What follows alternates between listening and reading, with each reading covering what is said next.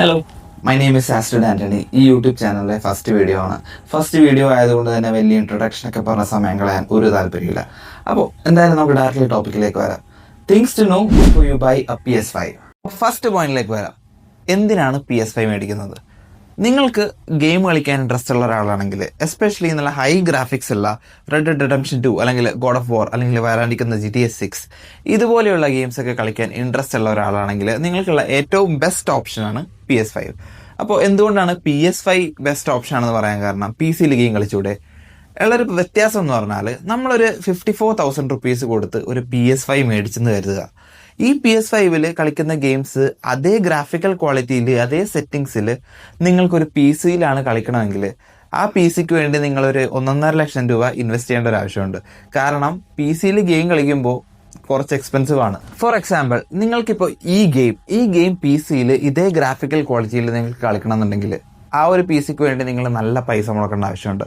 ഈ ഒരു 54,000 മുടക്കി ഗെയിം കളിക്കാൻ വേണ്ടി PS5 മേടിക്കുന്നതാണ് ഒരു 1 ലക്ഷം രൂപ അല്ലെങ്കിൽ 1.5 ലക്ഷം രൂപ മുടക്കി ഗെയിം കളിക്കാൻ വേണ്ടി ഒരു PC ബിൽഡ് ചെയ്യുന്നതിനാലും ഏറ്റവും നല്ലത്. Number 2, are PS5 games expensive? ശരിയാണ്, PS5 ഗെയിംസ് കുറച്ച് എക്സ്പെൻസീവ് ആണ്. എൻ്റെ ഒരു വലിയൊരു കൺസേൺ ആയിരുന്നു. കാരണം ഞാൻ ഈ ഒരു PS5 മേടിച്ചത് 2 മാസം മുമ്പാണ്. അപ്പോൾ അതിന് മുമ്പ് എൻ്റെ ഏറ്റവും വലിയ കൺസേൺ ആണ് 54,000 രൂപ മുടക്കി ഒരു PS5 മേടിച്ച് കഴിഞ്ഞാൽ അതിനുശേഷം ഓരോ ഡിസ്ക് മേടിക്കണമെങ്കിലും 3,000, 4,000, 5,000 റുപ്പീസ് ഒക്കെയാണ്. അപ്പോൾ നമുക്ക് മുതലാകുമോ? ഗെയിം കളിക്കണ്ടേ? ഗെയിം കളിക്കാൻ വേണ്ടിയാണല്ലോ PS5 മേടിക്കുന്നത്. അപ്പോൾ ഓരോ ഡിസ്കിനും ഇത്രയധികം പൈസ മുടക്കി മേടിക്കുന്നത് മണ്ടത്തരമല്ലേ എന്ന് ഞാൻ പലപ്പോഴും ആലോചിച്ചിട്ടുണ്ട്. പക്ഷെ അങ്ങനെയല്ല, വി ഹാവ് മെനി ഓപ്ഷൻസ്. ഇപ്പോൾ നമുക്ക് പ്രീ ഓൺഡ് ആയിട്ടുള്ള ഡിസ്ക് മേടിക്കാൻ പറ്റും. അതായത് വേറെ ഒരാൾ യൂസ് ചെയ്ത ഡിസ്ക്, ഒരാൾ ഗെയിം കളിച്ച് കഴിയുമ്പോൾ അയാൾക്ക് ആ ഡിസ്ക് കൊണ്ട് പിന്നെ ആവശ്യമില്ല, അപ്പോൾ അയാളത് സെല്ല് ചെയ്യും. അതിനുവേണ്ടിയുള്ള പല പ്ലാറ്റ്ഫോംസ് നമുക്കുണ്ട്. ഇപ്പോൾ നമ്മളാണെങ്കിലും ഒരു ഗെയിമിൻ്റെ ഡിസ്ക് മേടിച്ചു കഴിഞ്ഞാൽ നമുക്കത് യൂസ് ചെയ്ത് കഴിഞ്ഞിട്ട് നമുക്കത് സെല്ല് ചെയ്യാൻ പറ്റും. അപ്പോൾ ഗെയിം നേഷൻ അല്ലെങ്കിൽ ഗെയിം ലൂട്ട് ഇതുപോലെയുള്ള പ്ലാറ്റ്ഫോംസ് യൂസ് ചെയ്ത് നമുക്ക് ഡിസ്ക് ബൈ ചെയ്യാനും പറ്റും, സെല്ല് ചെയ്യാനും പറ്റും. അപ്പോൾ ഇതിലുള്ള വ്യത്യാസം എന്ന് പറഞ്ഞാൽ, ഒരു 3,000 റുപ്പീസിൻ്റെ ഗെയിം ആണെങ്കിൽ നമ്മളൊരു പ്രീ ഓൺഡ് ഡിസ്ക്കാണ് മേടിക്കുന്നതെങ്കിൽ നമുക്കൊരു 1,300 അല്ലെങ്കിൽ 1,400 റുപ്പീസിന് ആ ഡിസ്ക് മേടിക്കാൻ പറ്റും. അപ്പോൾ നമുക്ക് അതിനുശേഷം നമ്മൾ ഈ ഗെയിം യൂസ് ചെയ്ത് ഗെയിം കളിച്ചു ഒരു മാസം അല്ലെങ്കിൽ 1.5 മാസം കഴിഞ്ഞിട്ട് നമുക്ക് മതിയായെങ്കിൽ നമുക്ക് ആ ഡിസ്ക് വീണ്ടും സെല്ല് ചെയ്യാൻ പറ്റും. അതേ വെബ്സൈറ്റിലിട്ട് നമുക്ക് സെല്ല് ചെയ്യാൻ പറ്റും. അപ്പോൾ ഇതാണ് എനിക്ക് ഇഷ്ടപ്പെട്ട one of the biggest features ഈ ഒരു ഗെയിമിന്റെ കാര്യത്തിൽ. പിന്നെ പ്ലേ സ്റ്റേഷനിലെ വേറെ കാര്യം എന്താണെന്ന് വെച്ചാൽ, നമുക്ക് PS സബ്സ്ക്രിപ്ഷൻ എന്ന് പറഞ്ഞൊരു പരിപാടിയുണ്ട്. അപ്പോൾ ഇത് നെറ്റ്ഫ്ലിക്സ് പോലെ തന്നെയാണ്. നെറ്റ്ഫ്ലിക്സിൽ എന്താണുള്ളത്, നമ്മൾ ഒരു പ്ലാൻ സെലക്ട് ചെയ്യും, ഒരു എമൗണ്ട് കൊടുക്കും, അതിനുശേഷം നമുക്ക് അൺലിമിറ്റഡ് ആയിട്ടുള്ള മൂവീസും സീരീസ് എല്ലാം നമുക്ക് ഫ്രീ ആയിട്ട് കാണാൻ പറ്റും. ഏകദേശം അത് തന്നെയാണ് ഇവിടെ നടക്കുന്നത്. ഇവിടെ നടക്കുന്നതെന്ന് വെച്ച് കഴിഞ്ഞാൽ, നമ്മൾ 3 പ്ലാനാണുള്ളത്. 1 എസെൻഷ്യൽ, 2 എക്സ്ട്രാ, 3 ഡ്യുലക്സ്. അപ്പോൾ ഇതിൽ 3ലും ഏതെങ്കിലും ഒന്ന് സെലക്ട് ചെയ്ത് കഴിഞ്ഞാൽ, ഞാനിവിടെ സെലക്ട് ചെയ്തിരിക്കുന്നത് എക്സ്ട്രാ എന്ന് പറഞ്ഞ പ്ലാനാണ്. അപ്പോൾ ഞാൻ ചൂസ് ചെയ്തിരിക്കുന്നത് 3 മന്ത്സിൻ്റെ 2,000 റുപ്പീസിൻ്റെ പ്ലാനാണ്. അപ്പോൾ ഈ ഒരു 2,000 റുപ്പീസ് മുടക്കി ഈ ഒരു പ്ലാൻ എടുത്തു കഴിഞ്ഞാൽ എനിക്കുള്ള ബെനിഫിറ്റ് എന്ന് പറഞ്ഞാൽ, അൺലിമിറ്റഡ് ആയിട്ടുള്ള ഈ ഒരു ലൈബ്രറിയിലുള്ള ഗെയിംസ് എനിക്ക് ആക്സസ് ചെയ്യാൻ പറ്റും. ഫോർ എക്സാമ്പിൾ, ഞാൻ സ്പൈഡർമാൻ 2 ഈ ഒരു ഗെയിം ഞാൻ ഡൗൺലോഡ് ചെയ്തു. ഈ ഒരു ഗെയിം ഞാൻ ഡിസ്ക് മേടിക്കാനാണെങ്കിൽ അല്ലെങ്കിൽ ഇത് പർച്ചേസ് ചെയ്യാനാണെങ്കിൽ എനിക്കൊരു എത്ര രൂപയാണ്, 4,500 നിയർലി 5,000 റുപ്പീസിൻ്റെ ഇത് വരുന്നുണ്ട്. ഇതേ ഗെയിം എനിക്ക് ഒരു 2,000 റുപ്പീസ് മാത്രം കൊടുത്തിട്ട് ഈ ഗെയിം മാത്രമല്ല ഒരു 100 കണക്കിന് ഗെയിം ഇതുപോലെ എനിക്ക് ഡൗൺലോഡ് ചെയ്യാൻ പറ്റും.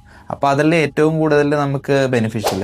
അപ്പോൾ 5,000 റുപ്പീസ് കൊടുത്ത് ഒരു ഗെയിം ഡിസ്ക് മേടിക്കുന്ന സ്ഥാനത്ത് നമ്മളൊരു 2,000 റുപ്പീസിന്റെ പ്ലാൻ എടുത്തു കഴിഞ്ഞാൽ നിങ്ങൾക്ക് ഹൺഡ്രഡ്സ് ഓഫ് ഗെയിംസ് ഫ്രീ ആയിട്ട് ആക്സസ് ചെയ്യാൻ പറ്റും. അതുപോലെ ഞാൻ ആക്സസ് ചെയ്തതാണ് Ghost of Tsushima, Last of Us 1, 2, Spiderman 2, അതുപോലെ ഗോഡ് ഓഫ് വാർ റാഗ്നറോക്ക്. അപ്പോൾ ഇതുപോലെയുള്ള വലിയ വലിയ പല ഗെയിംസുകളും ഈ ഒരു ലൈബ്രറിയിൽ ഉണ്ടാകും. ആൻഡ് ഇതിലുള്ള ഒരു ക്യാച്ച് എന്ന് പറഞ്ഞാൽ, ചിലപ്പോൾ ചില ഗെയിംസ് ഉണ്ടാവില്ല, ആൻഡ് ചിലപ്പോൾ ചില ഗെയിംസ് ഉള്ള ഗെയിംസ് അവർ റിമൂവ് ചെയ്യാം.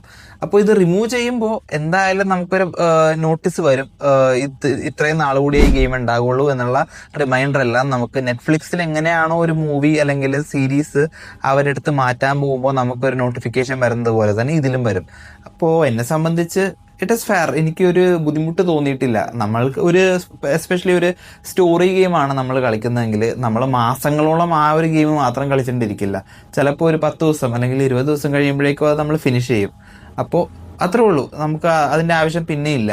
അപ്പോൾ ഈ ഒരു പ്ലാൻ എടുക്കുന്നത് നല്ല ബെനിഫിഷ്യൽ ആയിട്ടാണ് എനിക്ക് പേഴ്സണലി തോന്നിയിട്ടുള്ളത്. അതുപോലെ തന്നെ എല്ലാ മാസവും ഈ ഒരു പ്ലേ സ്റ്റേഷൻ ലൈബ്രറിയിൽ പുതിയ ഗെയിംസ് ആഡ് ചെയ്തുകൊണ്ടിരിക്കും. അപ്പോൾ ഈ ഒരു മാസം വന്നതിൽ 3-4 ഗെയിംസ് വന്നതിൽ ഏറ്റവും best game red dead redemption 2 ആണ്.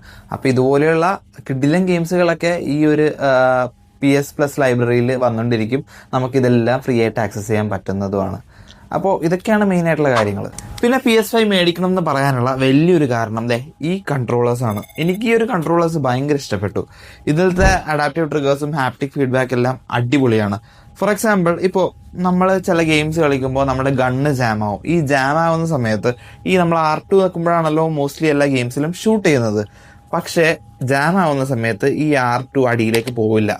അപ്പോൾ അതിലാ ഒരു റെസിസ്റ്റൻസ് വരും, കാരണം ഗണ്ണ് ജാം ആയിരിക്കുകയാണ്. അപ്പോൾ ആ റെസിസ്റ്റൻസ് നമ്മുടെ കൺട്രോളറിൽ ഫീൽ ചെയ്യും. ആൻഡ് അത് ഒരു അടിപൊളി ഫീച്ചറാണ്. പിന്നെ അതുപോലെ തന്നെ എനിക്ക് ഇഷ്ടപ്പെട്ടൊരു കാര്യം എന്ന് പറഞ്ഞാൽ ഇതിൻ്റെ ഹാപ്റ്റിക് ഫീഡ്ബാക്ക് ആണ്. ഹാപ്റ്റിക് ഫീഡ്ബാക്ക് എന്ന് പറയുമ്പോഴേക്കും ഈ ഒരു ഗെയിമിൻ്റെ എൻവയോൺമെന്റിൽ മഴയാണ് അല്ലെങ്കിൽ മിന്നലാണെങ്കിൽ ഈ ഒരു സാധനത്തിൽ അത് ഫീൽ ചെയ്യും. എക്സാക്ട്ലി അതുപോലെ തന്നെ ഫീൽ ചെയ്യും. അപ്പോൾ ഇത് ഭയങ്കര ഒരു ഇമേഷനാണ് ഈ ഒരു കൺട്രോളർ നമുക്ക് തരുന്നത്. ഇതിപ്പോൾ ഈ ഒരു ഗെയിമിൽ കണ്ടില്ലേ, നമ്മളെ പോലീസ് ചേസ് ചെയ്തുകൊണ്ടിരിക്കുകയാണ്. അപ്പം ഇങ്ങനെ ചേസ് ചെയ്തുകൊണ്ടിരിക്കുമ്പോൾ നമ്മുടെ കൺട്രോളറിൻ്റെ ലൈറ്റിൻ്റെ കളർ മാറിയിട്ട് ബ്ലൂവും റെഡും ആവും. അപ്പം ഇതുപോലെ തന്നെ ഇൻ ഗെയിം സിറ്റുവേഷൻ അനുസരിച്ച് നമ്മുടെ കൺട്രോളറിൻ്റെ ലൈറ്റിൻ്റെ കളർ മാറും. ഈ ഒരു ഗെയിമിൽ ഇപ്പോൾ നമ്മുടെ അഡാപ്റ്റീവ് ട്രിഗർ എങ്ങനെയാണ് വർക്ക് ചെയ്യുന്നതെന്ന് കണ്ടാൽ മനസ്സിലാകുമെന്ന് വിചാരിക്കുന്നു. ഇപ്പോൾ ഈ R2 നിൽക്കുമ്പോഴാണ് നമ്മൾ ഷൂട്ട് ചെയ്യുന്നത്. അപ്പോൾ ഷൂട്ട് ചെയ്യുമ്പോൾ ഈ ബട്ടൺ അടിയിലേക്ക് പോകുന്നതിന് മുമ്പ് ഒരു ചെറിയ റെസിസ്റ്റൻസ് ഫീൽ ചെയ്യുന്നതുണ്ടോ? ഇതാണ് നമ്മളുടെ ഒരു റീകോയിലും അതുപോലെയുള്ള ഷൂട്ടിങ്ങിൻ്റെ ആ ഒരു ഹെവിനെസ് നമുക്ക് നമ്മുടെ കൺട്രോളറിൽ ഫീൽ ചെയ്യും.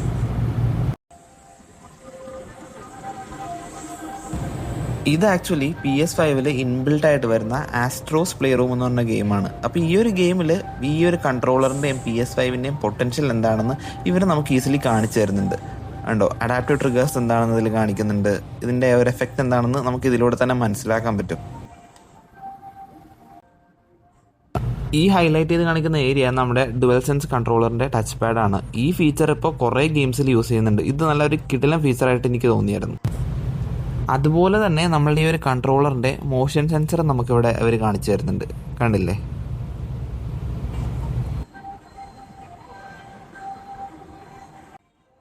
ലാസ്റ്റ്ലി നമ്മളുടെ ഈ കൺട്രോളറിൽ തന്നെ ഇൻബിൽഡ് മൈക്രോഫോൺ ഉണ്ട്. അപ്പോൾ ഇതുള്ളത് കൊണ്ട് തന്നെ നമ്മൾ ഫ്രണ്ട്സായിട്ട് മൾട്ടിപ്ലെയറൊക്കെ കളിക്കുമ്പോൾ നമുക്ക് ഹെഡ്സെറ്റ് യൂസ് ചെയ്യേണ്ട ആവശ്യമൊന്നുമില്ല. നമുക്ക് ഫ്രണ്ട്സായിട്ട് ഈ ഒരു കൺട്രോളറിലൂടെ തന്നെ ചാറ്റ് ചെയ്യാൻ പറ്റും.